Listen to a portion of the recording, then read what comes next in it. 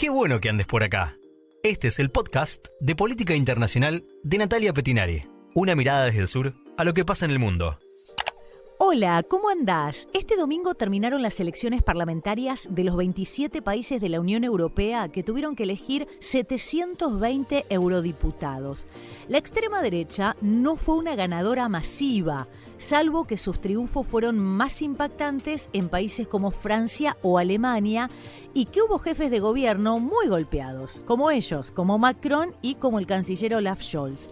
La centroderecha logró reforzar su mayoría en el Parlamento Europeo, mientras que la extrema derecha viene avanzando. Las formaciones ultras, es decir, los nacionalismos de derecha hasta los neonazis, pasando por todo lo que hay en el medio, crecieron.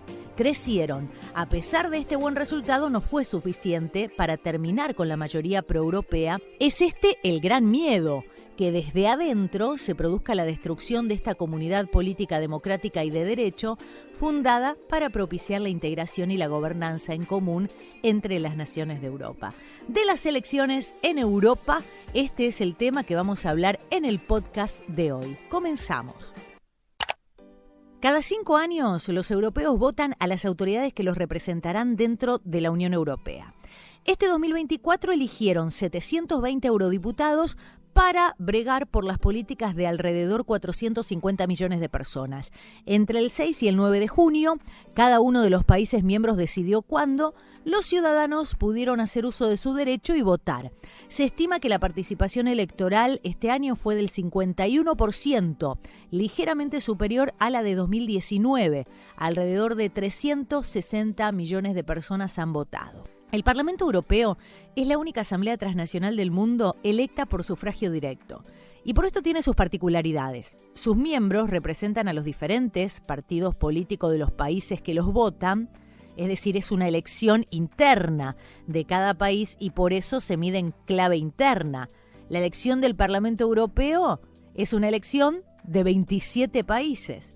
Pero una vez electos, los legisladores pasan a integrar algún movimiento transnacional dentro de la Unión Europea, dentro del Parlamento. Esto es para poder adquirir poder y margen de maniobra, es decir, no se agrupan por nacionalidades porque si no sería un lío, se agrupan por afinidades ideológicas y políticas.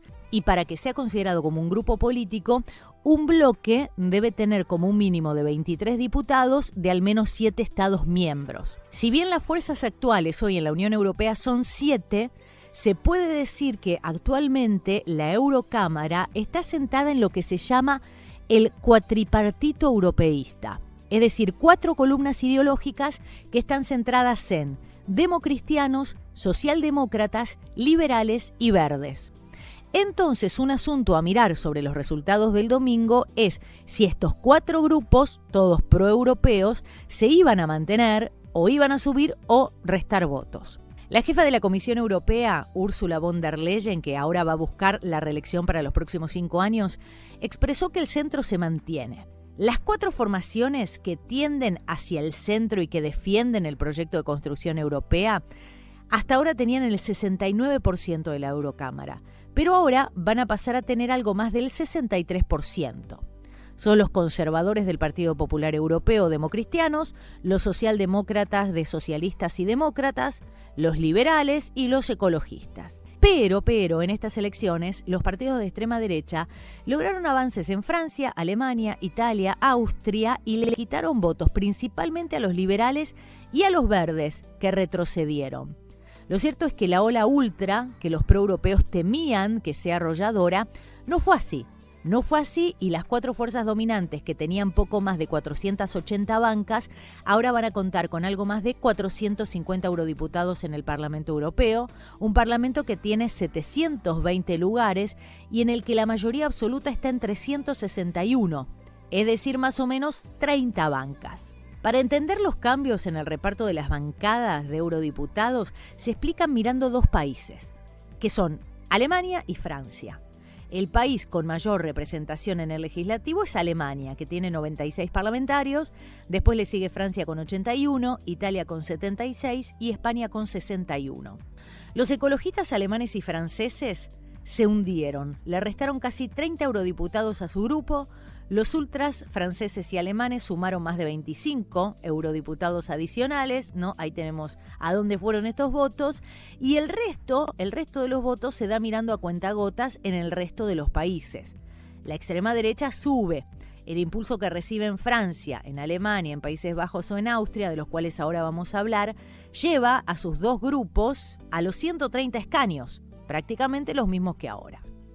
Pero hay casi 100 eurodiputados, cuyo grupo todavía se desconoce, y aproximadamente la mitad alimentarán las filas de los dos grupos ultras, si es que no nace un tercero, con los más radicales como se apunta desde hace semanas, y así lo acercarían a 170 escaños. Su problema será el mismo que han sufrido desde que empezaron a tener suficientes miembros para formar grupo. El nacionalismo de muchos de ellos es tan fuerte que les cuesta organizarse y pactar votos y políticas. El auge de la extrema derecha se debe principalmente a Alemania y Francia. En Bélgica, Dinamarca, Finlandia, Chequia, Hungría, Polonia, Rumania, Suecia y Grecia pierden peso. De ahí que se pueda contener su ascenso y entre ellos algunos empiezan a girar hacia el centro y se acercan a la derecha más moderada.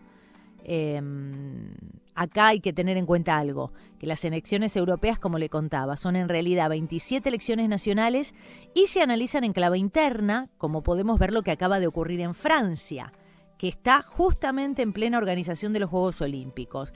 En una decisión inesperada, el presidente Emmanuel Macron disolvió el Parlamento y convocó elecciones anticipadas que se van a celebrar en dos rondas.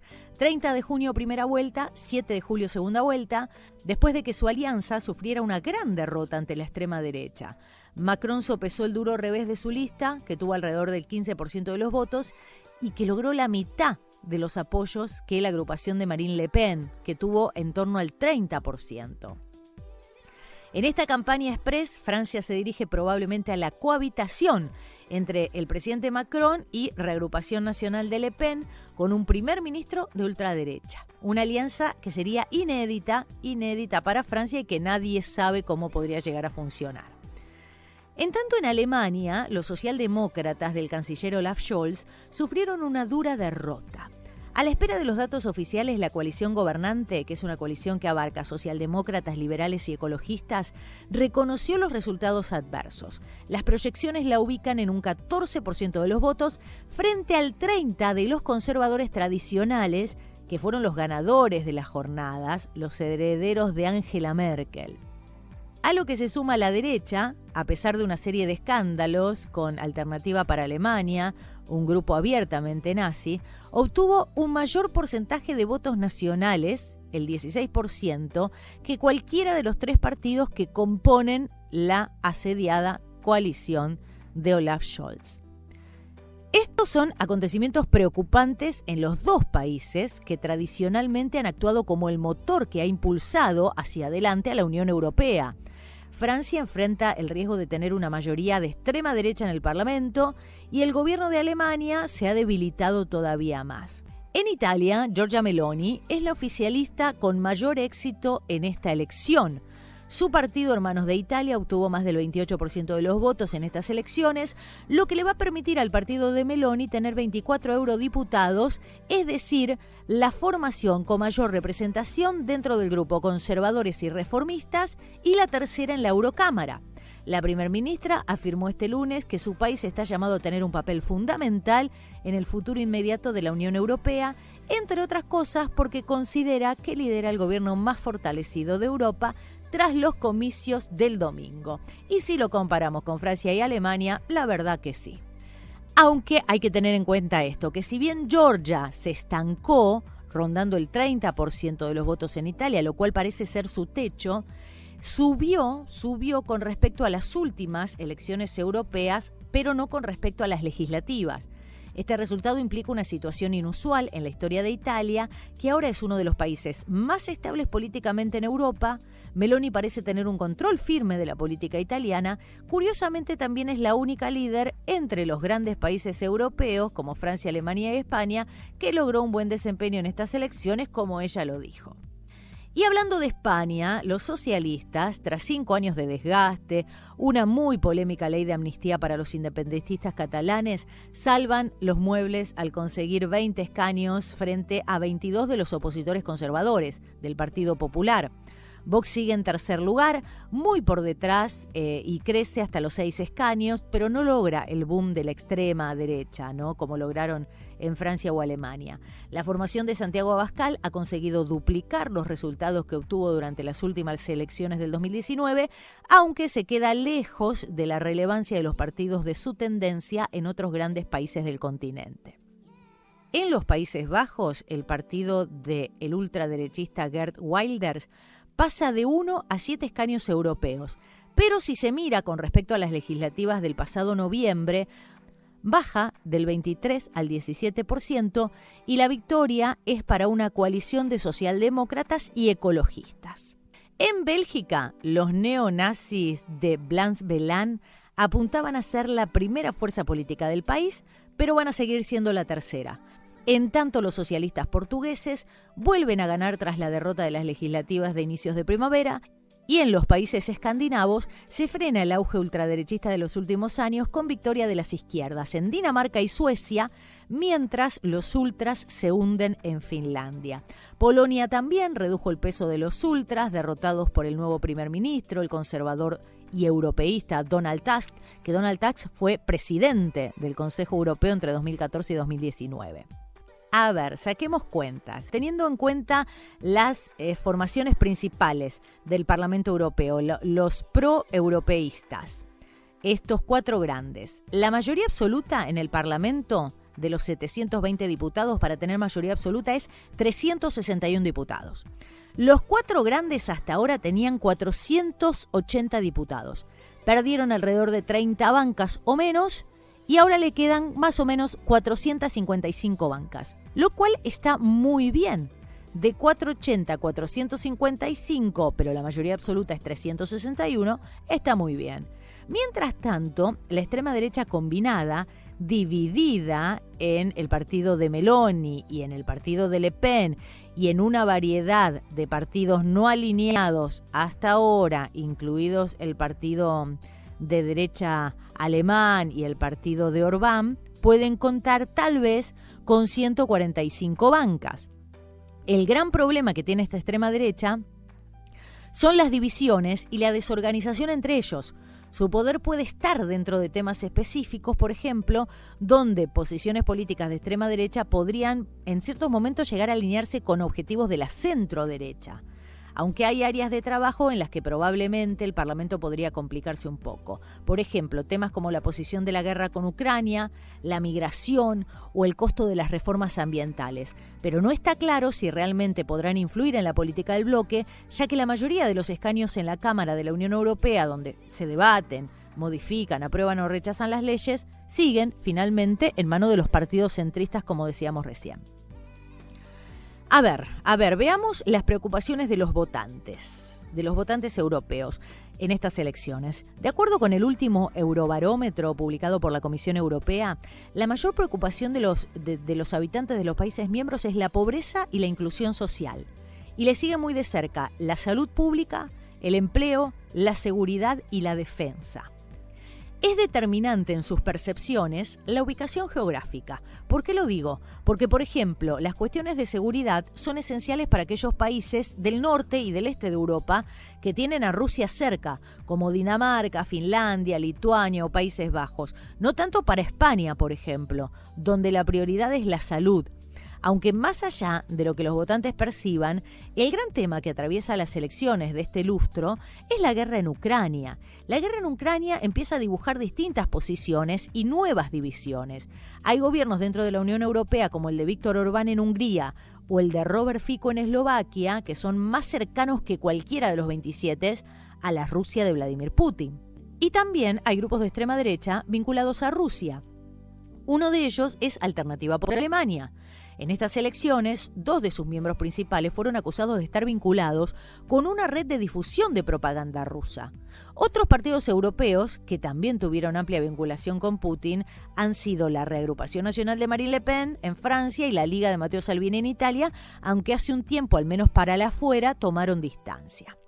Y aquellos países, geográficamente lejanos a Rusia, también discrepan en el uso de conceptos más belicistas. Por ejemplo, se rehúsan a dar un paso a una economía de guerra, o se rehúsan a aumentar el esfuerzo económico para defensa. Estos pregonan la idea de destinar fondos, pero no tanto para un rearme, sino más bien a investigación, desarrollo o ciberseguridad. En este sentido, los servicios de inteligencia alemanes advirtieron, por ejemplo, que Rusia podría llegar a atacar a un país de la Unión Europea en 2026 con ciberataques que paralicen servicios, infraestructuras como instalaciones energéticas, cables de telecomunicaciones, incluso intervenir mediante campañas masivas de desinformación. El Observatorio Europeo de Medios Digitales informó sobre cientos de intentos de desinformación estas últimas semanas, buscando instar a la gente a no votar en estas elecciones europeas. Y la importancia de la ubicación geográfica como un elemento vital para los intereses y preocupaciones de un país miembro también queda demostrada, por ejemplo, en una posible ampliación de la Unión hacia el este. Y en este sentido se encuentra la propuesta de Ucrania como candidato, lo que ya causó fricciones en los países vecinos, principalmente en Polonia, donde los agricultores protestan desde hace meses porque desde el inicio de la invasión rusa los productos de Ucrania ingresan sin arancel a la Unión Europea, y esto los perjudica enormemente. Las protestas agrícolas han sido una constante en los últimos meses. Las posiciones al respecto son encontradas porque, por un lado, Polonia y Francia reclaman más restricciones a los productos ucranianos. Esto supondría una pérdida de 1.200 millones de euros para Kiev, pero Alemania advierte de las consecuencias de estas restricciones que pueden llegar a interferir en el curso de la guerra. En cuanto a la estrategia para disuadir a Putin, se viene dando también un cambio de paradigma histórico en la Unión Europea. Se impulsa que el Banco Europeo de Inversiones cambie su política crediticia y ya no solo financie bienes de doble uso, como por ejemplo drones o radares, sino también empresas que fabrican armas y municiones. Y este sería un profundo cambio en la estrategia industrial de defensa que se descuidó por años, pero todavía lo que le falta es lograr consenso. Y si quieren agregarle picante a estas elecciones, Rusia, acusada de sembrar desinformación y discordia antes de las elecciones, no se pudo resistir y se regodeó ante el malestar de Macron y Scholz. Intentó utilizar los resultados de las elecciones para desestabilizar a Europa. Dmitry Medvedev, el vicepresidente del Consejo de Seguridad ruso, que fue primer ministro también ruso, afirmó que tras los resultados de las elecciones al Parlamento, los líderes de Francia y Alemania tienen que renunciar. Sí, así como escuchás. Según Medvedev, el triunfo de la derecha se debe a una inepta política de Macron y Scholz en el ámbito de la economía y la migración, así como el apoyo a las autoridades ucranianas. Dentro de 10 días comienza el camino para decidir las nuevas autoridades de la Unión Europea, si la presidenta seguirá siendo o no, la presidenta de la Comisión Europea, la centrista Ursula von der Leyen, ¿no? Ella va a buscar renovar este cargo. Es una figura importante porque ha impuesto con ideas propias el criterio geopolítico en torno al conflicto con Rusia que eleva la necesidad de garantizar sí o sí una victoria ucraniana. La Unión Europea tiene grandes desafíos por delante, está transitando cambios históricos, donde sin dudas la guerra en Ucrania y su relación con Rusia están marcando su rumbo. Son hoy una brújula hacia dónde se dirige el destino de los 27.